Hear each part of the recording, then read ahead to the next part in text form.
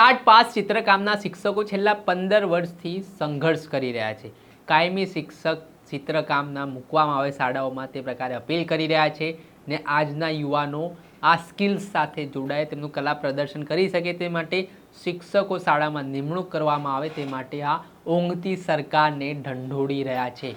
છતાં પણ આ સરકાર છે તેના પેટનું પાણી નથી હલી રહ્યું, માત્ર વચન ઉપર વચન આપવામાં આવી રહ્યા છે. ત્યારે ફરી એકવાર ટાટ પાસ ઉમેદવારો ગાંધીનગર સચિવાલય ખાતે પહોંચ્યા હતા, જ્યાં તેમણે અનોખી રીતે વિરોધ નોંધાવ્યો. ત્યારે શું કહી રહ્યા છે આ ટાટ પાસ ઉમેદવારો, વાત કરીશું આ વિડીયોમાં. નમસ્કાર દર્શક મિત્રો, સ્કાયનેટ મીડિયામાં આપનું સ્વાગત છે. હું છું ફૈઝાન. શું ખરેખર ગુજરાત સરકાર ગુજરાતના ભવિષ્યને લઈને ચિંતિત છે?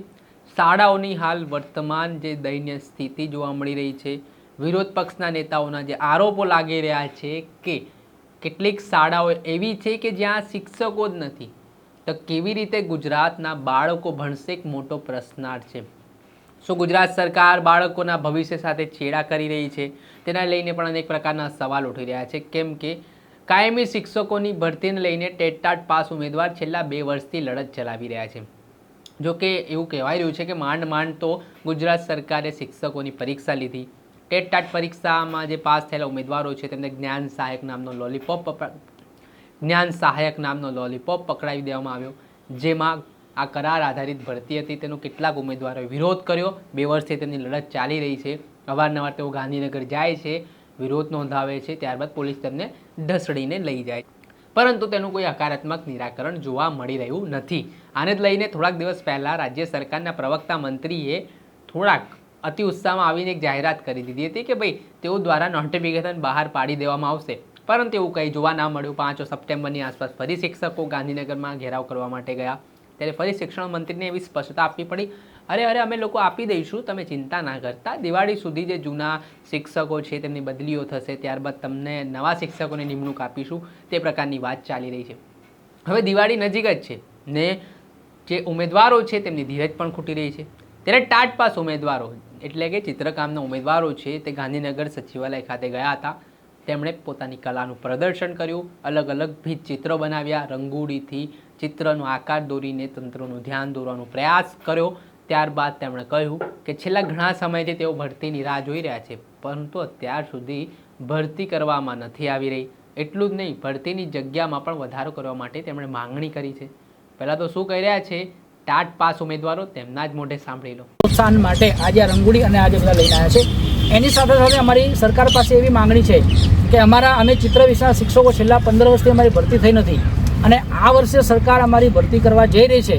એ અમે ખૂબ આવકારીએ છીએ, કારણ કે છેલ્લા 15 વર્ષથી અમારી ભરતી નથી. કાગડોળે રાહ જોયેલા ઉમેદવારો જે છે બધા એ જ રાહ જોઈ રહ્યા છે એની ભરતીની, અને સરકાર પોઝિટિવમાં લઈને અમારી ભરતી કરવા જઈ રહી છે.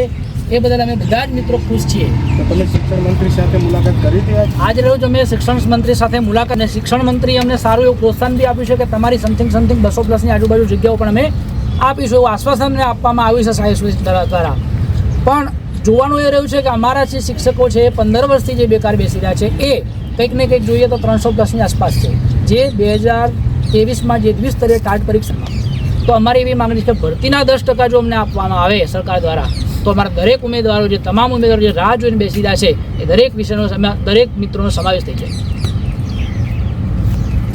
તમે પણ આવ્યો છો, તમારી શું માંગ છે આજે? અમારી એક જ માંગ છે કે છેલ્લા 15-16 વર્ષથી અમારા વિષયની ભરતી થઈ નથી, અને એ વિષયને લઈને અમે વારંવાર ગાંધીનગર આવીએ છીએ, વારંવાર અમે રજૂઆત કરી છે. અને કુબેર શ્રી ડિંડોર અમારા શિક્ષણ મંત્રી, આપણા ગુજરાત રાજ્યના શિક્ષણ મંત્રી અમને બાહેધરી પણ આપે છે કે તમારી જે 15 વર્ષથી કે 16 વર્ષથી જેટલી ભરતી થઈ નથી એની એનઈપી અંતર્ગત, એનઈપી 2020 અંતર્ગત, નવી શિક્ષણ નીતિ અંતર્ગત તમારી ખાસા પ્રમાણમાં 200+ જેટલી જગ્યા એ ચિત્ર વિષયની બતાવવાના છે, અને ડીઈઓ પાસેથી પણ પરિપત્ર મંગાવવાના છે, એવી અમને બાહેધરી આપી હતી આજે. ગાંધીનગર આવી અને સુંદર રંગોળીની રચના કરી, તો હવે તમારા મંતવ્ય પ્રમાણે તમે કઈ માંગ પૂરી કરવા માગો છો આ સરકાર પાસેથી? ગાંધી જયંતિની પૂર્વ સંધ્યાએ અમે આજે ગાંધીનગરમાં ટાટ ઉમેદવાર, અંશકાલીન શિક્ષકો અને ચિત્રના તમામ ખૂણે ખૂણેથી જોતા આ કાર્યક્રમને જોઈ રહેલા શિક્ષકો વતી અમે આજે ગાંધીનગરમાં રજૂઆત કરવા આવ્યા છીએ. અમારા મુખ્ય 3 મુદ્દા છે. એક, 2023ની અંદર દ્વિસ્તરીય જે ટાટ પરીક્ષા લીધી છે એના ઉમેદવાર અને ચિત્ર શિક્ષકની છેલ્લા 15 વર્ષથી જે જગ્યા નથી ભરી એ જગ્યા ભરવામાં આવે. એટલે સાહેબશ્રીએ આજરોજ અમને આશ્વાસન આપ્યું છે કે તમારી મોટી સંખ્યામાં જગ્યાઓ 10 વર્ષનો જે શૂન્યકાળ હતો એ શૂન્યકાળ ભરાઈ જશે એટલી જગ્યાઓ આપીશું એવું અમારા જે પ્રતિનિધિ મળવા ગયા હતા એમને આશ્વાસન આપ્યું છે. આ સાથે સાથે અમારા જે એટીડી પાસ જેટલા પણ શિક્ષકો છે એ ઓલરેડી જે નેશનલ કાઉન્સિલર ફોર ટીચર્સ એજ્યુકેશનની અંદર એટલે કે NCTE દ્વારા તાલીમી જ છે. સરકાર દ્વારા ભૂતકાળની અંદર આ લોકોને તાલીમી નહીં ગણી અને એમની કાયમી ભરતી અટકાવી દેવામાં આવી. તો આજ રજૂઆત કરું છું સરકારશ્રીને કે અમે ઓલરેડી તાલીમી જ છીએ એટલે અમારો અંશકાલીનમાં સમાવેશ ન કરવામાં આવે અને પૂર્ણ સમયના શિક્ષકોની પસંદગી કરવામાં આવે. અમારા જે એટીડી શિક્ષકો છે એ બધા જ.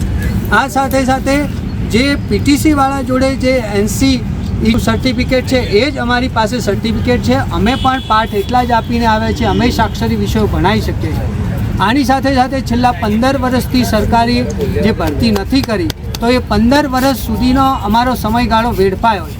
તો આ જે સમયગાળો વેડફાયો છે એ સરકાર મજરે આપે અને દરેક ઉંમર મર્યાદા જે વટાવી ચૂકેલા છે એ દરેક વિદ્યાર્થીઓને ઉંમર મર્યાદામાં છૂટછાટ આપે અને ગુજરાતના બાળકોને કાયમી શિક્ષક જે ચિત્ર શિક્ષક છે એ મળે એવી અમે સરકારશ્રી દ્વારા માંગણી કરીએ છીએ.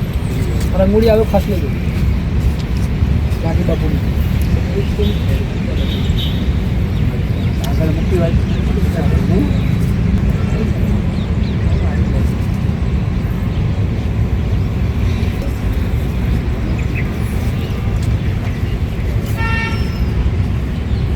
આ હતા ટાટ પાસ ઉમેદવારો. તેમણે ગુજરાત મોડેલની પોલ ખોલી છે. એક તરફ સમગ્ર દેશમાં ગુજરાત મોડેલનો ઢોલ પીટવામાં આવે છે, મોટી મોટી ગુલબાંગો પોકારવામાં આવે છે, પરંતુ ખરેખરની વાસ્તવિકતાની જો વાત કરીએ તો 15 વર્ષથી યુવાનોને નોકરી માટે સંઘર્ષ કરવો પડે છે. તેઓ ગાંધીનગર પહોંચે તો ઢસડવામાં આવે છે. તે પ્રકારની સ્થિતિ જોવા મળી રહી છે. તો શું આ મોડેલ દેશમાં લાગુ કરવા માંગે છે સરકાર? એ જોવાની પણ જરૂરિયાત છે. હવે જોવાનું એ રહ્યું કે ક્યારે આ ટાટ પાસ ઉમેદવારોને ન્યાય મળે છે. મુખ્યમંત્રી ભૂપેન્દ્ર પટેલ જે સંવેદનશીલ સરકારના સંવેદનશીલ મુખ્યમંત્રી હોવાની વાતો થાય છે, પરંતુ તેમની સંવેદનાઓ ક્યારે જાગે છે? ગુજરાતના યુવાનો છે, નાના ભવિષ્ય સાથે જે ચેડા થઈ રહ્યા છે તેમની સાથે ખરેખર ન્યાય સરકાર ક્યારે કરાવે છે, ક્યારે આ શિક્ષકોની ભરતી થાય છે, તે આગામી સમયમાં જોવું રહ્યું. દર્શક મિત્રો, અત્યાર સુધીમાં બસ આટલો. આવા નવા વિડીયો સાથે આપને માહિતગાર કરતા રહીશું. એટલે સ્કાયનેટ મીડિયાને આપ લાઇક કરો, સબસ્ક્રાઇબ કરો અને શેર કરવાનું ભૂલતા નહીં. નમસ્કાર.